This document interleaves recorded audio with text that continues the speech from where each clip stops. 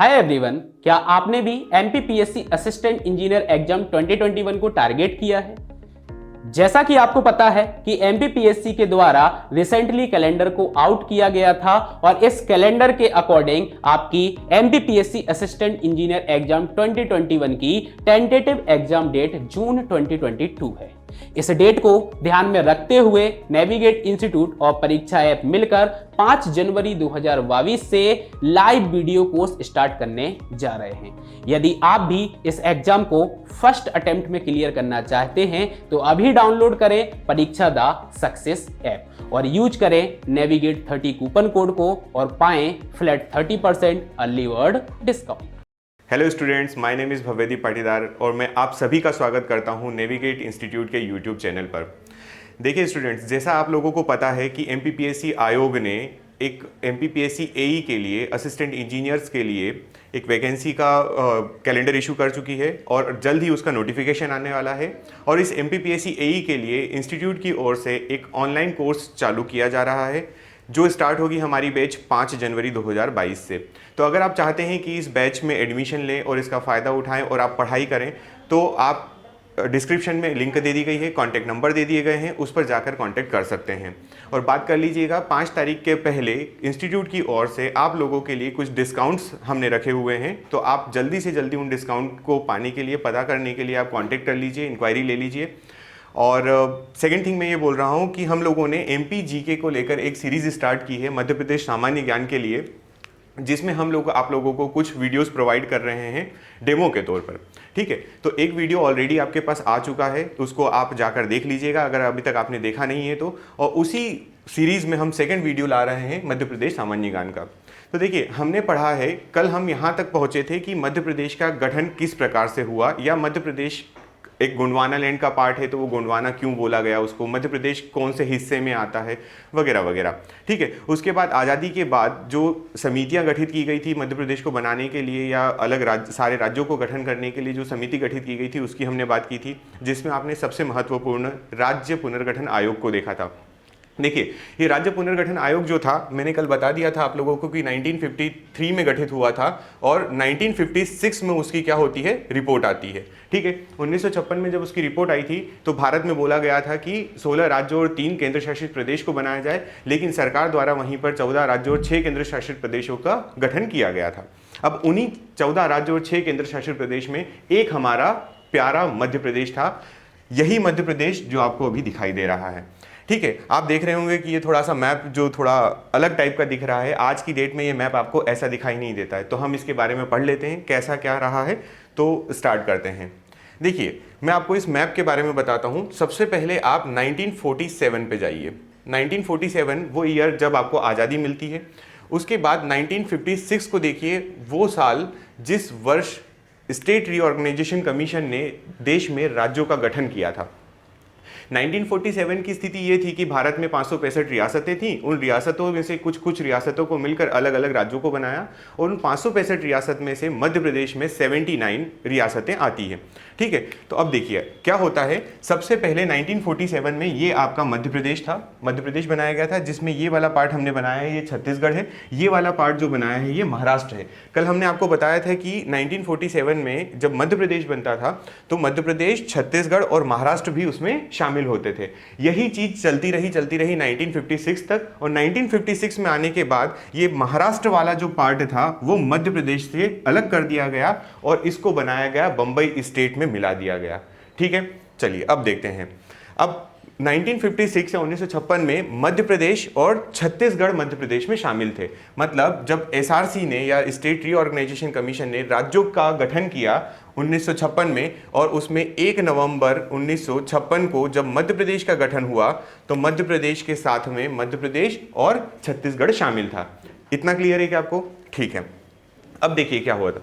हमने एक और बात की है कि भारत में लगभग 565 रियासतें थे, 565 प्रोविंसेस थे, और ये प्रोविंसेस जो थे इनमें से हम लोगों ने 79 प्रोविंसेस को मिलाकर क्या बना दिया गया था, 79 प्रोविंसेस को मिलाकर हमने बनाया था हमारा मध्य प्रदेश। अच्छा, मध्य प्रदेश का गठन तो हुआ, एक दो बातें और जान लीजिए कि मध्य प्रदेश जो है, मध्य प्रदेश का नामकरण किया गया था जवाहरलाल नेहरू द्वारा। मध्य प्रदेश को ही हृदय प्रदेश भी बोला जाता है, मध्य प्रदेश को ही सोया स्टेट भी बोला जाता है, मध्य प्रदेश को ही नदियों का मायका कहा जाता है। तो ये कुछ उसके अन्य नाम हैं जो हम अगले वीडियोस वगैरह में देख लेंगे। चलिए अब देखिए, हम देखते हैं कि मध्य प्रदेश का गठन कैसे हुआ है। तो ये जो 79 रियासतों की आप बात कर रहे हैं जिससे मध्य प्रदेश का गठन हुआ, उसमें शामिल है आपका मध्य प्रदेश और आपका छत्तीसगढ़। ये महाराष्ट्र वाला जो पोर्शन आप नीचे देख रहे हैं, महाराष्ट्र वाला, इसको 1956 में डिवाइड कर दिया गया था और 1956 में ये जाकर मिल जाता है बम्बई स्टेट में। किस में मिल जाता है? बम्बई स्टेट। आप सोच रहे होंगे कि महाराष्ट्र वाला पोर्शन बोल रहे हैं और बम्बई बोल रहे हैं, तो हाँ, 1956 में जब राज्यों का पुनर्गठन हो रहा था तो महाराष्ट्र नाम का राज्य नहीं था, वो उस राज्य का नाम दिया गया था बम्बई, जिस राज्य में महाराष्ट्र और आपका गुजरात शामिल था। ठीक है, उसके बाद 1960 में ये महाराष्ट्र और गुजरात जब अलग होते हैं तो फिर इस बम्बई को महाराष्ट्र और गुजरात को गुजरात बोल दिया गया था। क्लियर है इतना? चलिए अब आगे देखते हैं। अब हम बात करते हैं हमारे मध्य प्रदेश की।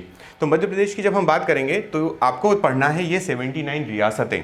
तो इसके बारे में एक छोटी सी बात बताता हूं मैं आपको कि देखिए क्या हुआ था कि जब एसआरसी पूरा निरीक्षण कर रही थी हमारे देश का कि हमारे यहाँ जो रियासतें हैं उन रियासतों को किस में मिलाना है, क्या करना है, तो उस समय हमारे पास 565 रियासतों को बांटने का एक जरिया चाहिए था। तो हमने क्या किया, ये 565 रियासतों को 4 पार्ट में डिवाइड किया और उनका सिंपल से नाम दिए part A, part B, part C और पार्ट डी। तो ये 4 पार्टों में पूरी 565 रियासतों को हमने डिवाइड कर दिया। अब 565 रियासतें 4 पार्ट में डिवाइड होती है और उन चारों पार्ट में से कुछ कुछ रियासतों को ले लिया गया और मध्य प्रदेश का फॉर्मेशन हुआ, मध्य प्रदेश का गठन हुआ। क्लियर है इतना? तो देखिए मैं आपको एक टेबल के फॉर्म में बता देता हूं कि किस तरीके से मध्य प्रदेश में फॉर्मेशन होता है, रियासतों को मिलाया जाता है। आपको भी पता चल चुका है कि टोटल रियासतें कितनी हैं। तो हमारे पास मध्य प्रदेश में 79 रियासतें थी। ठीक है, चलिए देखिएगा जरा ध्यान से। हमने बोला कि हमारे यहाँ जो रियासतें थी उनको हमने पार्ट्स में डिवाइड किया। तो हम ले लेते हैं कि ये पार्ट है। अच्छा, अब जो पार्ट हमने बनाए जैसे ए, बी, सी एंड डी, तो उन पार्ट की कुछ ना कुछ कैपिटल थी, तो उनकी हमने बनाई राजधानी। ठीक है, उसके बाद इन रियासत में पार्ट ए की रियासतें कौन कौन से क्षेत्र शामिल थे या कौन कौन से प्रोविंसेस शामिल थे, तो हम यहाँ लिखेंगे प्रोविंसेस। और फिर हम देखेंगे कि ये जो टोटल कितने हम लोगों ने प्रोविंस मिलाए, तो टोटल एरियाज या टोटल प्रोविंसेस या टोटल रियासतें जो थी उनको देखेंगे। ठीक है, चलिए देखिए सबसे पहले हम पढ़ते हैं पार्ट ए। तो पार्ट ए रियासत या जो रियासतों का समूह था जिसको हम पार्ट ए बोल रहे थे, वो था हमारा पार्ट ए वाला नागपुर वाला क्षेत्र। कौन सा वाला क्षेत्र था? जिसकी राजधानी हमने बनाई हुई थी नागपुर। ठीक है, तो हम यहां पे बोल देंगे कि जो कैपिटल इसकी थी वो क्या थी? नागपुर थी। ठीक है, अच्छा नागपुर वाली तो थी, लेकिन इसमें कौन कौन से प्रोविंसेस शामिल थे, तो हम यहां पर बोलेंगे कि हमारे पास यहां पर सेंट्रल प्रोविंस एवं वरार। ठीक है, तो यहां हम क्या लिख सकते हैं कि इसके प्रोविंस कौन कौन से थे, तो सेंट्रल प्रोविंस एंड बरार। ठीक है, ओके। इतना पढ़ने के बाद आप ये देखिए कि पार्ट ए के अंदर जो हमारा नागपुर था, नागपुर उसकी राजधानी हुआ करती थी, सेंट्रल प्रोविंस एवं बरार बना, उसके अंदर जो प्रोविंसेस शामिल थे वो सेंट्रल प्रोविंस एवं बरार कहलाए। अब टोटल रियासतों की बारी आती है। तो टोटल रियासतें अगर हम देखें तो यहाँ पर हमारे पास 15 रियासतें थी। कितनी थी? 15 रियासतें। अब आपको क्लियर हो चुका होगा कि कैसे हम लोगों ने मिलकर हमारे मध्य प्रदेश का गठन किया है। अभी और देखते हैं आगे। इसके बाद आता है हमारे पास पार्ट बी। ठीक है, पार्ट बी। अब देखिए पार्ट बी के बारे में आपको बताना है कि ये जो पार्ट बी है इसकी राजधानी क्या रही है। तो पार्ट बी की जो राजधानी थी वो 2 राजधानियां थी, जिसको आप बोल रहे थे इंदौर एंड ग्वालियर। ठीक है, अच्छा 2 राजधानी बनाने का मतलब यहाँ पर क्या होता था कि 6 महीने के लिए राजधानी इंदौर हुआ करती थी और अगले 6 महीने के लिए राजधानी ग्वालियर शिफ्ट कर दी जाती थी। ठीक है, और इसमें क्षेत्र कौन से शामिल होंगे, तो इसमें क्षेत्र भी इंदौर और ग्वालियर रियासत के ही शामिल थे। तो हम यहाँ बोलेंगे कि क्षेत्र कौन कौन से थे, तो इंदौर एंड ग्वालियर रियासत के। क्लियर है इतना?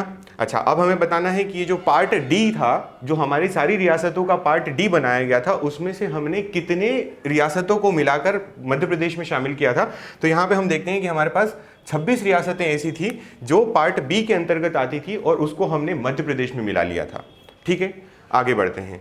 अगला पार्ट देखिएगा, पार्ट सी। अब पार्ट सी की हम बात करते हैं। पार्ट सी जो था ये वो वाला क्षेत्र था जो आपका ये रीवा वाला क्षेत्र आता है। ठीक है, तो ये पार्ट सी की कैपिटल जो बनी वो बनी रीवा। ठीक है। और रीवा वाला क्षेत्र आप बहुत अच्छे से जानते हैं कि हम इसको उत्तर भारत और विंध्य प्रदेश कहते हैं। तो इसमें कौन कौन से प्रोविंसेस शामिल थे आप बात करेंगे तो रीवा में विंध्य प्रदेश,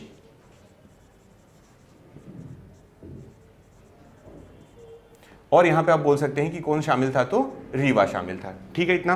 अच्छा, अब देखिए सिंपल अगर आपको याद करने के लिए मैं बताऊं तो आपको पता है कि रियासतें कितनी है, 79 हैं। आपने बोल दिया पार्ट ए में रियासत होना चाहिए 15, पार्ट बी में रियासतें हैं 26।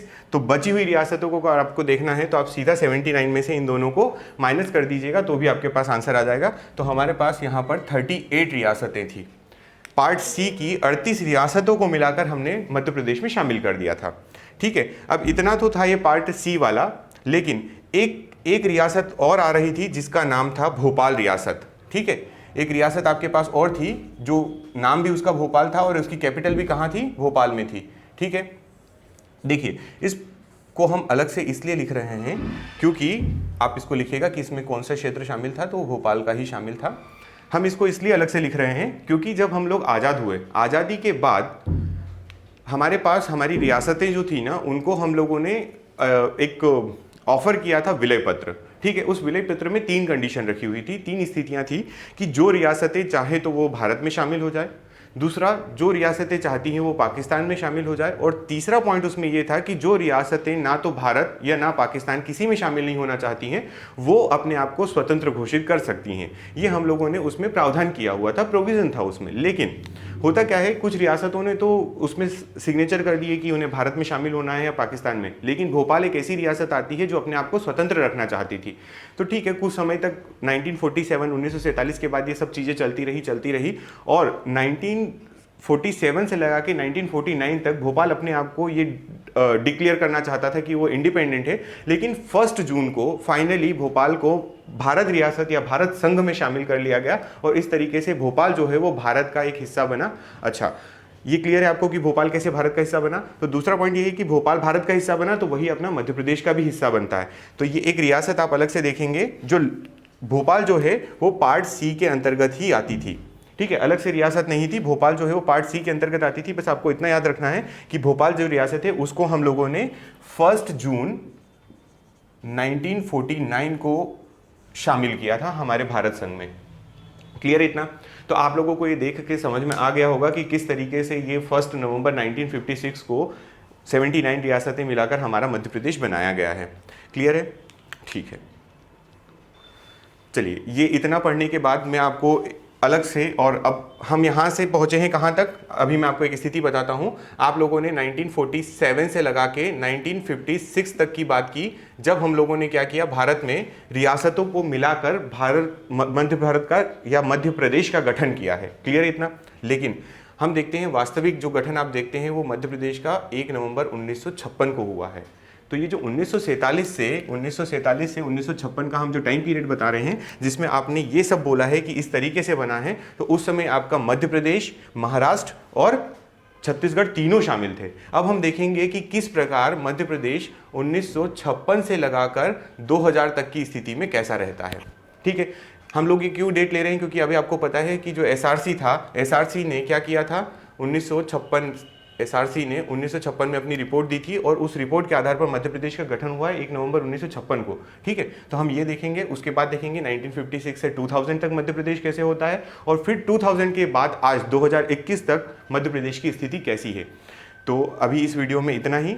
अब मैं आपके लिए नेक्स्ट वीडियो लेकर आता हूं, जिसमें मैं आपको बताऊंगा कि मध्य प्रदेश 1956 से लगाकर 2000 तक कैसे रहा, क्या क्या फॉर्मेशन हुए, क्या गठन हुआ, क्या भौगोलिक स्थिति चेंज हुई है, क्या उसमें सीमाएं चेंज हुई है, किस राज्य के साथ उसके क्या क्षेत्र को लेन देन रहा है, कौन सी सीमा किससे मिलती है, ये सब हम नेक्स्ट वीडियो में देखते हैं। Thank you so much.